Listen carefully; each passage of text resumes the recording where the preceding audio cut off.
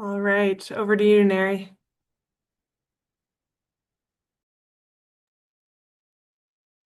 Good morning. Well, actually, no, good afternoon.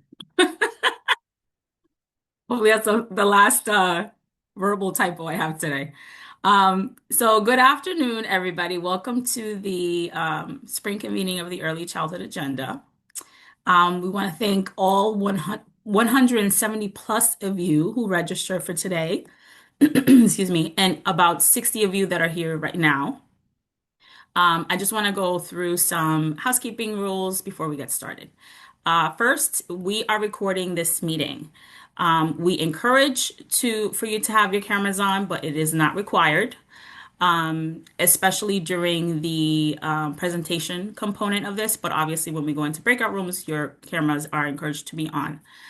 Second, because we're recording, it is super important that you keep your mics off. That means that while the person is speaking, the primary person is speaking, you are not inadvertently coming into the screen and we're recording you for YouTube while you're not looking, while you're not paying attention. Third, please add in the chat your name, pronouns, organization, and affiliation. We want to know who is in the room with us today. And then, as always, post your comments and questions in the chat.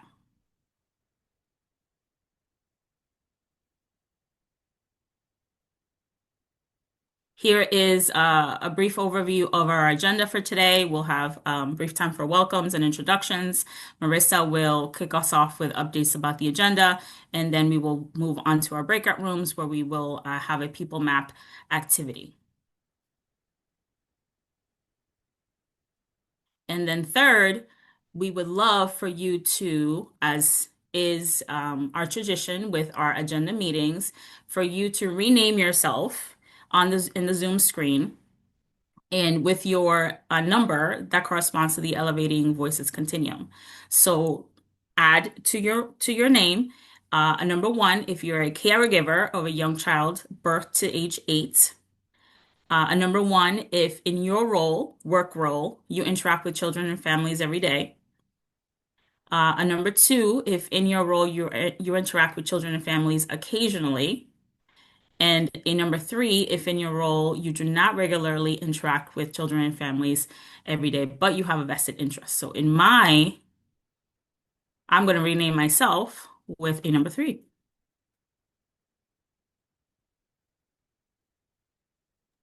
All right, I'll kick off the introductions before we get into the content now while everyone's taking a second to rename themselves. So, hello, I'm Marissa Fear. I'm the Director of Policy at Strategies for Children, and I'll turn it over to Amy and then Titus. Hello, I'm Amy O'Leary. I'm the Executive Director at Strategies for Children. Titus? Good afternoon. Titus Dastromedia is Deputy Director at Strategies for Children. I should also add that Marge Mahoney is a part of our team. She's out for today, and then Jaylee LeBlanc is also a part of our team who is out on maternity leave. So, I also see Sally Fuller, the Chair of the Board of Directors for Strategies for Children, and Paul Broder, a Strategies for Children board member.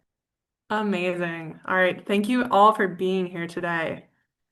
So we're going to spend 15, 20 minutes going through some updates related to the early childhood agenda. And then, as Neri mentioned, we have a fun activity to kind of spend for the last half of the meeting. So before I get into a little bit of the history on the early childhood agenda, I'm actually going to turn it over to Amy, who's going to share a little bit about sort of the context that we're all operating in today. Thanks so much, Marissa. And it's great to see so many folks here. And we just want to take a moment to acknowledge that this time of year, in good times, is a very busy time of year. End of the year celebrations, a lot of transitions happening, people making it through to the end of May. And then add on to that kind of all of the fear and worry that might come along with what we're noticing on the federal level. Um, we're in the middle of the state budget process, so we know that there's a lot at stake right now. not just for children and families, but for all of you who are kind of spending your days thinking about how to make things better for children and families.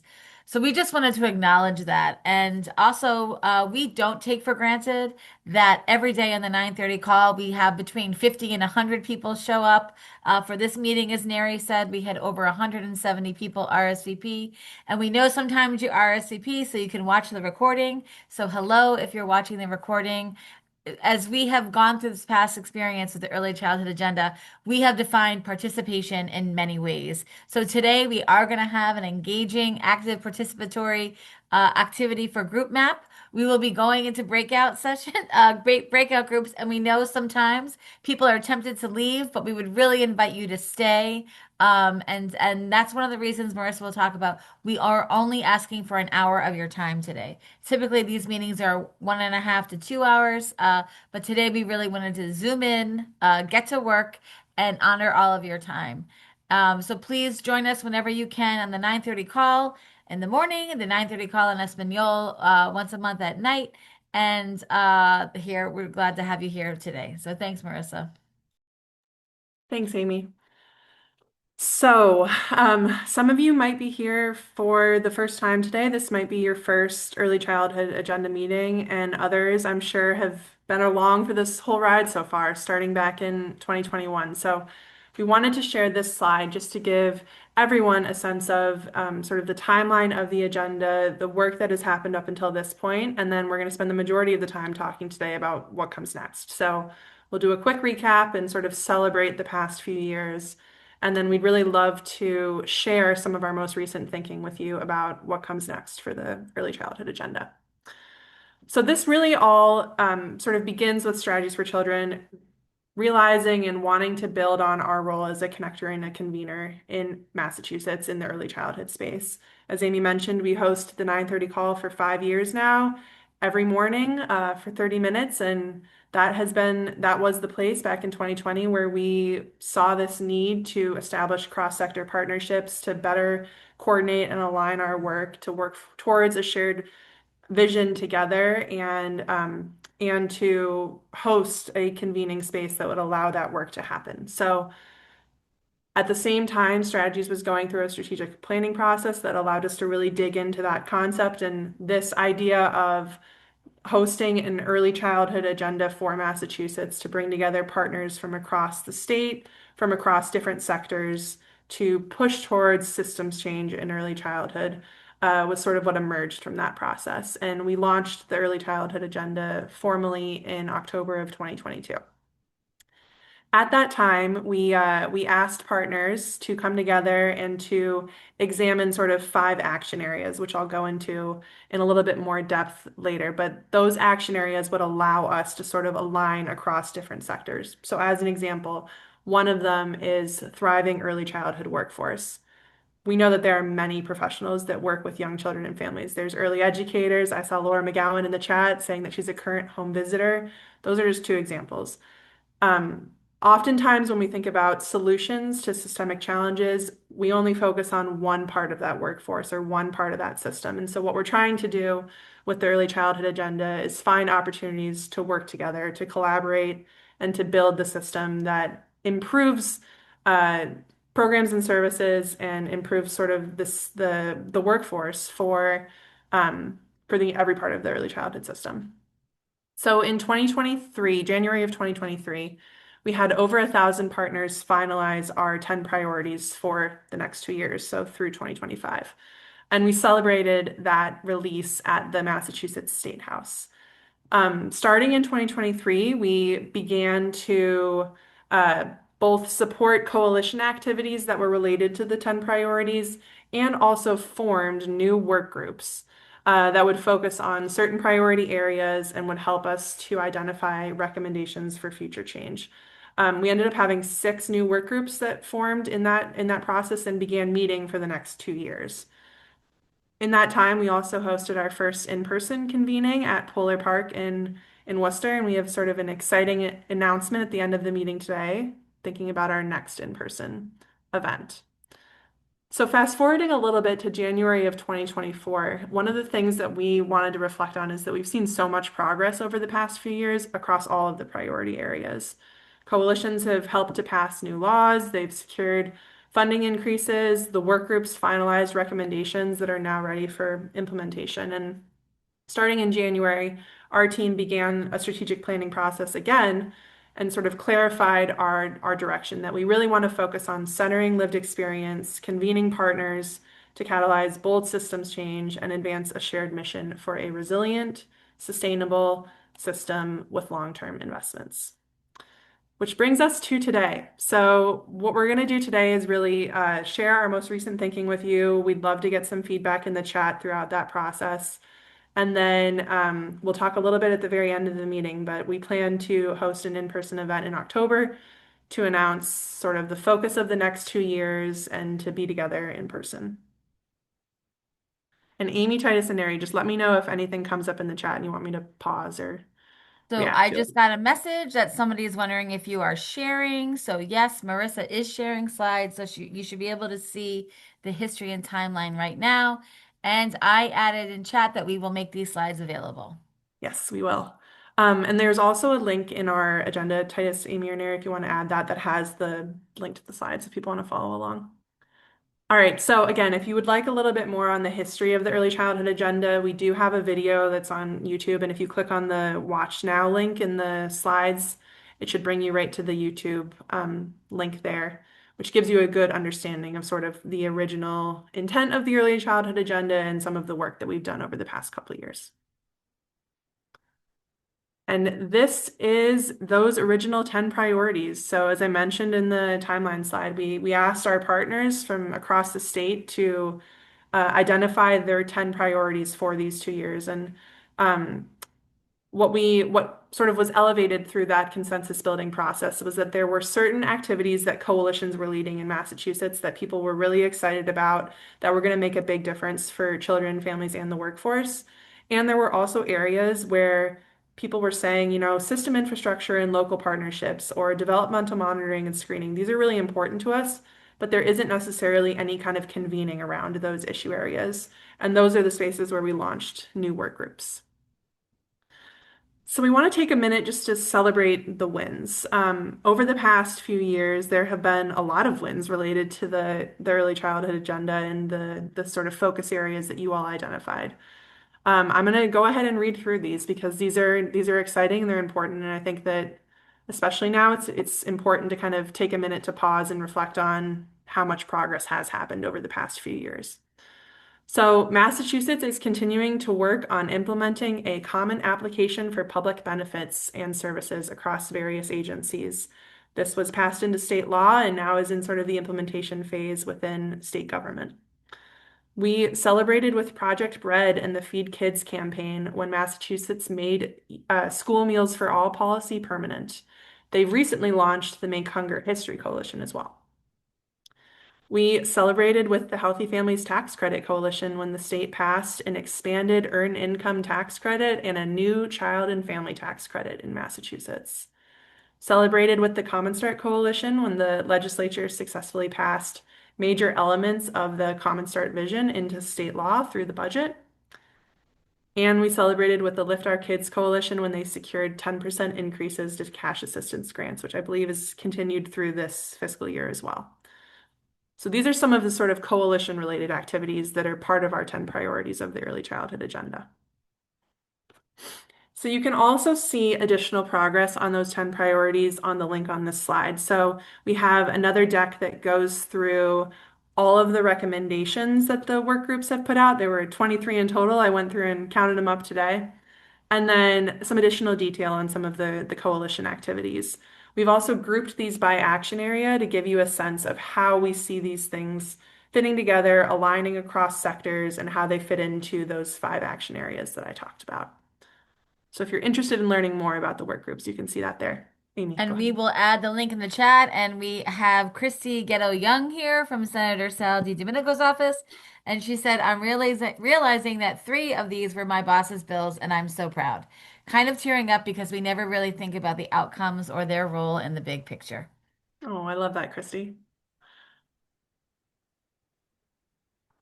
All right, so now we're going to switch over and start talking about what comes next. As I mentioned, we have sort of wrapped up a strategic planning process at the at Strategies for Children at our organization, and we want to, really honor the lessons learned over the past few years, allow the early childhood agenda to evolve given evolving circumstances within the country, within Massachusetts, within your all's work, and also really highlight the things that we know worked well and that we want to build on that are sort of core components of the early childhood agenda. So I think you can guess what some of those things might be based on the slide here, but we went through and we started to sort of bold some of those key components. And then over the next few slides, I'll sort of reference back to this paragraph here as I go through them. So the first piece is that we really want the early childhood agenda to provide backbone supporting structure to the rest of the early childhood community.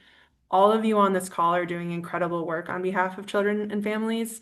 And what we're thinking about is let's not duplicate that, let's amplify that. How do we support your work? How do we add value to this early childhood community? How do we allow this convening to further sort of the collective vision that we all have for early childhood and for systems change? So we want to unite and we want to enhance early childhood improvement efforts across the state. That includes policy and regulation change. It includes cutting edge research projects. It includes driving new investments both through the state, through philanthropy, and then advocacy action. Those are some of the sort of action, or those are some of the sort of directives that we want to take moving forward. As I mentioned, centering lived experience has been and will continue to be a key component of this. That is one of the pieces that I think looking back on the past few years was the most successful. I think we saw a few comments in the chat about people who served as lived experience leaders in the work groups that were able to add their own personal expertise to the planning and to the sort of direction of those work groups. And that's something we want to continue to build on and even improve upon. The other piece that I think is a little bit different moving forward is we want to think about how this early childhood agenda can be tailored to the local level and statewide as well, and that those are two very different perspectives, and the sort of resources and the value add that we can provide as that backbone structure will look different at the local level versus statewide. All right, And so we'd what do I also, mean? Oh, sorry, sorry. just encourage people to keep the chat coming. Titus, Neri, and I are monitoring it. And so keep it coming. Awesome. Thank you.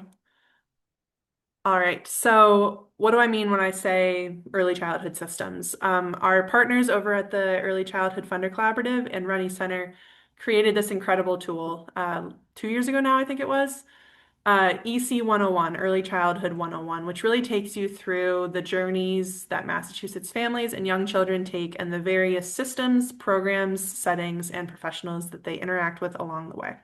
So we're sort of using this as our frame for what encompasses early childhood in Massachusetts. And you can see here that the way that they've defined early childhood is sort of four separate sectors. There's the health and well-being sector, family and caregiver support, education and care, and then community engagement. So I'm going to continue to kind of reference those four sectors as we talk about sort of the next steps for the early childhood agenda. And as I mentioned earlier, from the beginning, we've had these 5 action areas for the early childhood agenda, and we're going to continue to use this structure moving forward. Again, this I think allows us to integrate and align across those 4 sectors. So as you think about the professionals that might sit within health and well-being versus family and caregiver support versus education and care, how do we make sure that all of those professionals are thriving?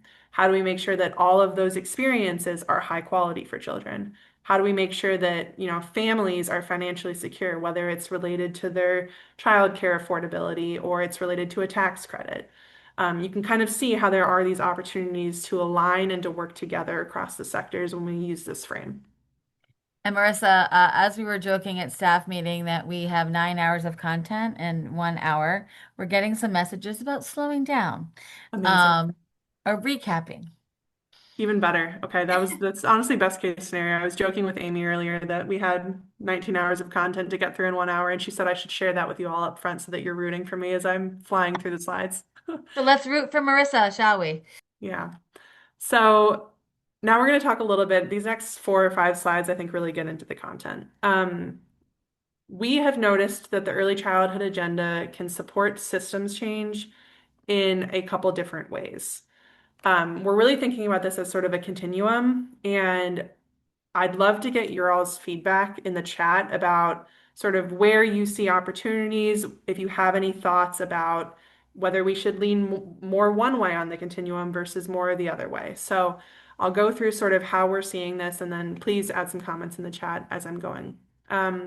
So we're sort of thinking about how we can support systems change in a more responsive way, as how do we uplift and support existing efforts that are being led by communities, by coalitions, by state agencies, by individuals. How do we sort of build on what's already there? So I think, as an example, this is a little different from what we've done for the past few years, where we were standing up new work groups and sort of adding and filling in the gaps that existed throughout the early childhood system. This does allow us to kind of adapt and respond to evolving opportunities and needs, because it's sort of reactive or responsive to what you all are saying is important in the moment or that you're working on. And we can think about how to connect people with lived experience to those opportunities, how to, align across those opportunities with those action areas that I just referenced. At the same time, I think a little bit closer to what we've done for the past few years has been more of this directive. And when I say directive, I don't mean like the early childhood agenda is telling everyone what to do. More of the early childhood agenda is hosting this process, this consensus-driven process, so that you all can tell us what are the challenges that are important to you. We can co-develop solutions, and then we can prioritize action for a set period of time, like 2 years over the past few. And that's all under sort of this shared vision. So this is more similar to what we have sort of been doing with the agenda for the past few years. Because it was sort of under that shared vision, because we heard from you all what the challenges were and then talked about solutions, uh, it became very clear where there were gaps in our early childhood sort of advocacy or our early childhood community. And that, I think, allowed us to identify where we needed to support with work groups and where we needed to kind of bolster the existing activities that were happening in Massachusetts. So I'll pause there for a second and just see if there are any comments in the chat that people want to elevate. Yeah, it's definitely a healthy tension, Brian. I think that the way we've been talking about it at our staff meetings has been sort of this continuum, and that it's okay if we sort of ebb and flow between these two opposite ends. And that one of the things I think, as Amy mentioned in the beginning, the current context federally and the current context in Massachusetts has us really reflecting on, is this the right time to be more sort of on the directive side or more sort of on the responsive side? And is this actually something that we should be flexible with the early childhood agenda, depending on circumstances or not? And I think that those are some of the pieces of feedback we'd love to hear from you all. And let me just say, I would love to hear from more voices. So if you have a question, comment, opinion, please put it in chat, or you can come off mute. Team Strategies for Children has been grappling with the content Marissa has just shared for like the past year, but really the past 5, 6 months. And so we've been talking amongst ourselves a lot. We will get better as we hear from you. So don't feel shy. Put your comments and questions in the chat, and then we can improve based on your feedback. Thanks. I think the other thing is we are thinking about this as like a separate phase of the early childhood agenda. So what we want to show today is, wow, we started this. You saw on the timeline and we're also going to work on a timeline that has all of the meetings, all of the work group meetings, all of the quarterly convenings. So when you think of the hours that people spent on this, and then how do we take all that we learned there and kind of think about the next phase. What does that look like? You've heard a little bit of what we're thinking, and it's great to see folks coming live in chat. Sammy says, I think there's both. Erica had a lot talking about technology. How does that all fit in? Donna Danette says it's a critical time to keep the foot on the gas, although I have an EV. I support a directive approach to move things forward. Great. All right. So keep thinking about that. Keep adding some comments in the chat. I'm going to kind of give some more detail on how we see this sort of taking shape within the early childhood agenda. So a couple things here. I think whether it's responsive or whether it's more directive, we have been talking a lot about sort of this, we're using the term of like hub and spoke. So if you picture the early childhood agenda at sort of the center of that hub, um, where are the existing or potentially new with the work groups pockets that we can kind of connect to across the state? And that might be, focus groups that state agencies are holding or projects that they're working on that we can help connect people with lived experience to and help to inform the policy change there. It could be coalition activities. It could be like work groups like what we've had in the early childhood agenda in the past. Um, we're sort of viewing the center of that hub as that coordinating, that aligning effort.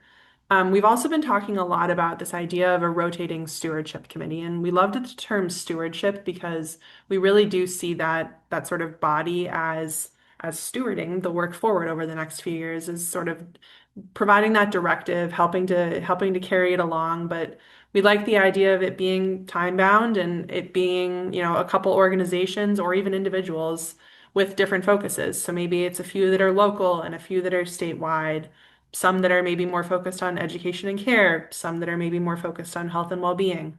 And then that the sort of role within that stewardship committee changes depending on the approach to systems change, which you can see a little bit more about below. So if it's more the directive side, then they're really helping to guide that consensus building process to think about how that maps onto the shared vision to help us all kind of co-develop solutions and then ensure alignment and accountability.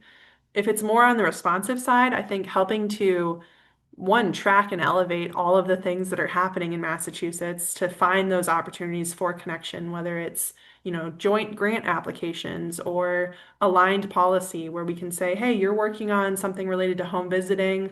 This person's working on something related to early education and care. Let's come together and see if there's any opportunities to work together. Um, this, I think, will help sort of the stewardship committee remain grounded, nimble, informed by real-time activity across the state. Again, if you have any comments and questions on some of these pieces along the way, please feel free to add this along as I keep going. And as Amy mentioned, yes, so shared leadership has been a critical part of the agenda from the beginning. All of the work groups had sort of a leadership team that was composed of strategy staff, organizations that were leading those work groups, and then lived experience leaders as well, all of whom made up the stewardship team over the past few years. Yeah, and what else could it look like? Do you have a different idea? We'd love to hear that too. So some exciting news here. I think that one of the pieces that we've identified is just our own sort of internal capacity. So we do plan to hire we're calling it an early childhood partnerships coordinator right now, who can help us build those cross-sector partnerships, track what's going on in early childhood across the state. Develop those collaborations with the research community, with the philanthropic community, with government, community organizers, advocacy spaces. And we're really excited about how this will sort of intersect with lived experience. So this has been the foundation of the early childhood agenda since the beginning, and it will continue to be moving forward. We're thinking about this as one of the roles of the stewardship committee. The role of that new partnership coordinator will be to recruit and connect individuals that have lived experience across the early childhood system with systems change opportunities. So ensuring that their voices and perspectives are included in policy discussions, research, and advocacy. So some of the ways that we will do that, or that we want to do that as one of the members of that stewardship team, we're really thinking about, how can we better connect to the 930 call in Espanol, the advocacy network, and then by individualized outreach as well. All right, so I think you can kind of see how these might connect back to that initial paragraph that we shared with you all. So as we were thinking about policy and regulation change, as we're thinking about just being aware and sort of elevating all of the work that's happening in early childhood in Massachusetts, thinking about the philanthropic community, the research communities, and then that difference between sort of local and statewide as a reminder. So the first thing I'm going to highlight here is the people map, sort of at activity tracker, which we're going to really kick off today with you all. This is going to be our way to sort of track systems change activities, structural leaders, and lived experience leaders across the early childhood system. When you think about sort of policy regulation change and then tracking state investments in early childhood, that's where we're really focusing on how do we lift up some of the things we're already doing at Strategies. We've done a sort of complete remodel of our website, thanks to Neri, and wanted to make it a lot more interactive. And one of the components of that now is an advocacy headquarters, sort of a toolkit that will help you engage in advocacy activities. So we've been thinking a lot about how can we kind of adapt that and continue to utilize that feature with the early childhood agenda. We've also started a legislative session bill tracker where we are tracking all early childhood related legislation. So if you go through that and you see something that is missing that is related to early childhood in Massachusetts, please put it in the chat, let us know, send us an email. It is a working document constantly, and we're adding things every day. We're also thinking about, how do we map investment in early childhood, whether that's through sort of tracking the Massachusetts state budget process. We've also, one of the recommendations that actually came out of Work Group 6 was this sort of statewide fiscal map, and how do we eventually translate that to sort of the local level. So those are two pieces that we are thinking about as some of this sort of backbone support that we want to provide to the early childhood community. And then the last couple things here are ideas that we also have for how we can interact with other collaboratives, other communities. So, is there a benefit that can be added through the funding, through the philanthropic community, whether it's training and technical assistance related to fundraising and development? And then with the sort of research collaborative idea, how does the sort of research community support you all in research design and data collection? How do we, as the early childhood agenda, sort of crowdsource research needs across the entire early childhood community? How do we highlight, connect, and translate recent studies for policymakers, for key decision makers in Massachusetts? And then how do we just sort of, in general, increase the research capacity to support advocacy work through higher education partnerships, whether it's an internship or a capstone project? We know there are a lot of students that want to do this work, and how do we connect them to those opportunities? And then the last piece we have here is really focused on sort of that local environment. When, Work Group 6 was sort of meeting and developing its recommendations, there were a number, sort of a suite of resources that came up as being helpful for local planning efforts. And how do we create some of those and then help communities to kind of kickstart this work while also supporting some of the communities that are a little bit more advanced in that to share their best practices, have sort of a learning community where they can continue to learn from each other and advance the early childhood work. All right, so I'm going to pause there for just a minute, and then I'll just see if Amy and Titus, Neri, if there's anything you want to highlight in the chat before I jump into our activity here. There's lots of recognition about the tension, about how we do all this. Yep. Justin shared, I think maintaining healthy tension between consensus and forward action is essential. We must listen and elevate partner voices at the same time. Partners will be the most likely to stay engaged when they see progress on their own goals. Amy wonders, are these listed resources you are all proposing? And you said, yeah, well, Marissa's in the chat too. Yes.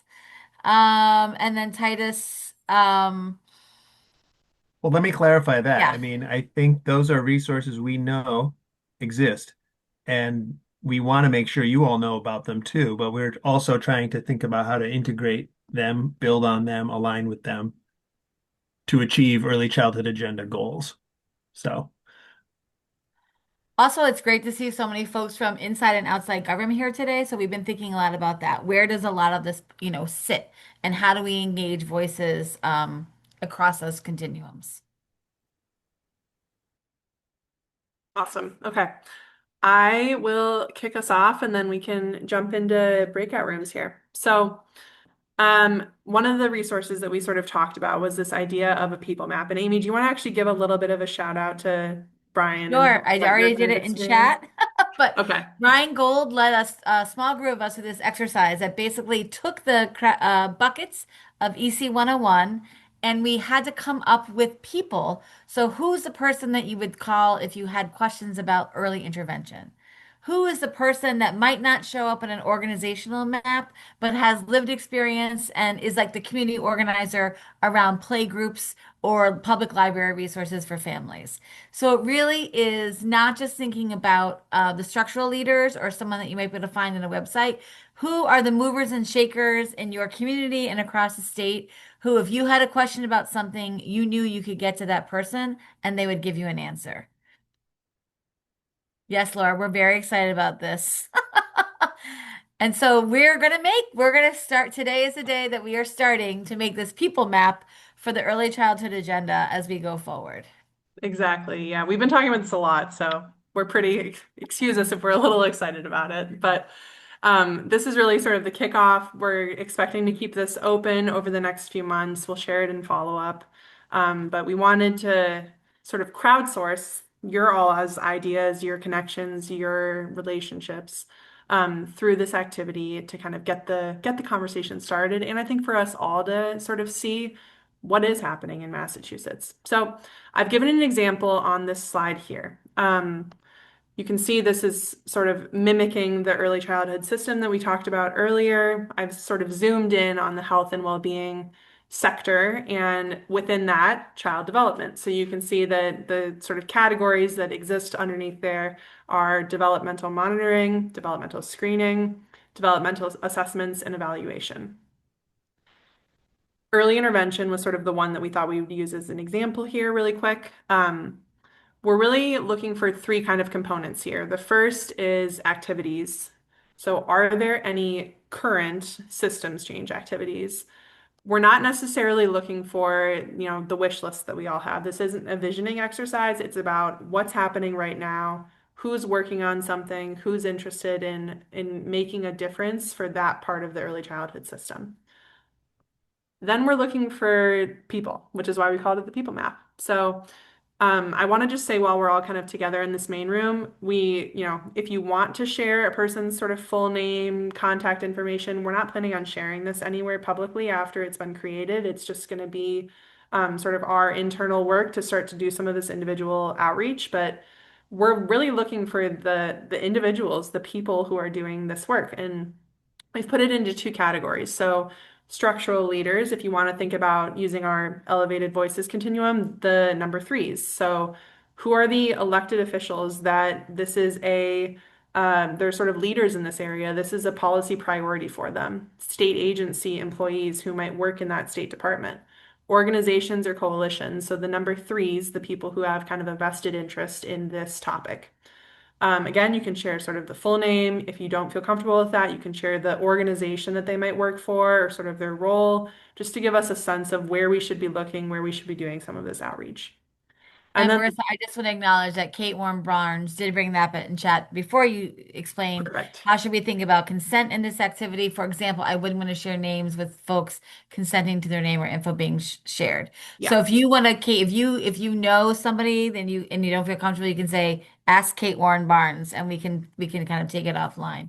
yep, We also think it's tempting to when we did this kind of as we were doing the early childhood agenda, we kept getting the same people. The same groups and the same organizations, the same people. There was one, we want to kind of get to the next levels of like, who are the people that we just don't know yet? And how can we connect with them? exactly. Yeah. And Kate, I think any like level of detail that you all think is appropriate and it's helpful there. So even if it is just like you need to contact this person at the Department of Public Health or this department within state government, that would be helpful too. And then the other part of that is lived experience leaders. So the number ones. So these are people who are actively doing this work with children and families every day. Again, same sort of uh, disclaimer, I guess, around contact information. So as an example, if we were to think about early intervention, If you all have any ideas about systems change activities that you know someone in early intervention is currently pursuing right now, feel free to throw that in the chat, and I'll just give a couple of examples around structural leaders and lived experience leaders, and then we can jump into our breakout rooms. So structural leaders, there's the Early Intervention Consortium that we know has been sort of a collective of many of the early intervention providers in Massachusetts. There's a number of people who are part of that sort of leadership team that we could put on this people map as an example. There's Emily White, who is the Department of Public Health's EI coordinator in Massachusetts. Um, I know we have a couple members of our advocacy network who have worked in early intervention in the past or are currently working in it now. And then I think that falls under either the lived experience leader category if they're currently doing that work, or sort of under a structural leader category if they have done it in the past but are not currently doing it right now. So just a quick kind of example of how we're kind of envisioning this activity over the next, you know, let's call it 10, 15 minutes.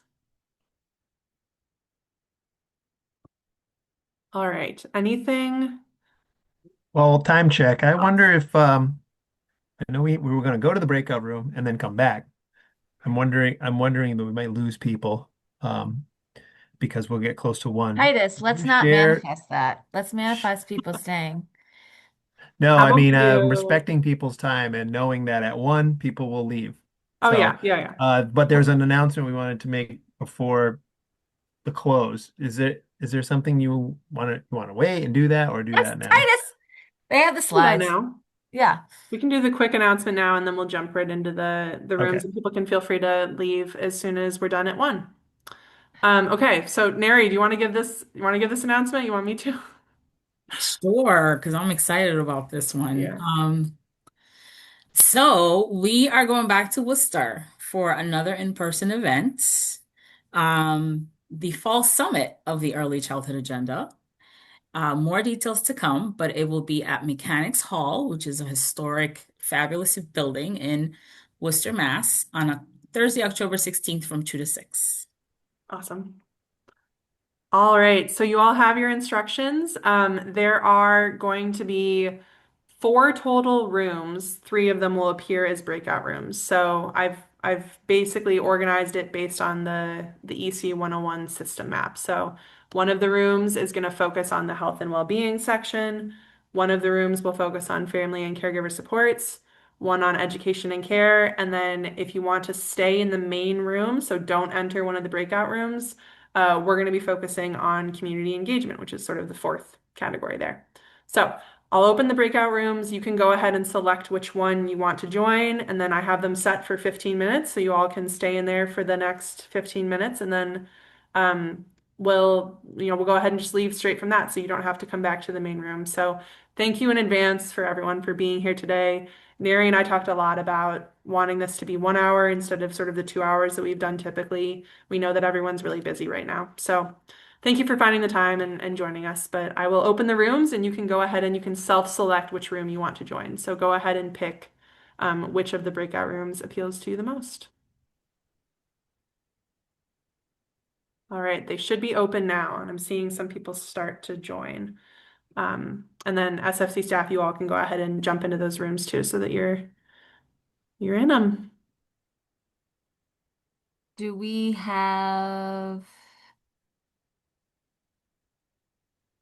where should we go?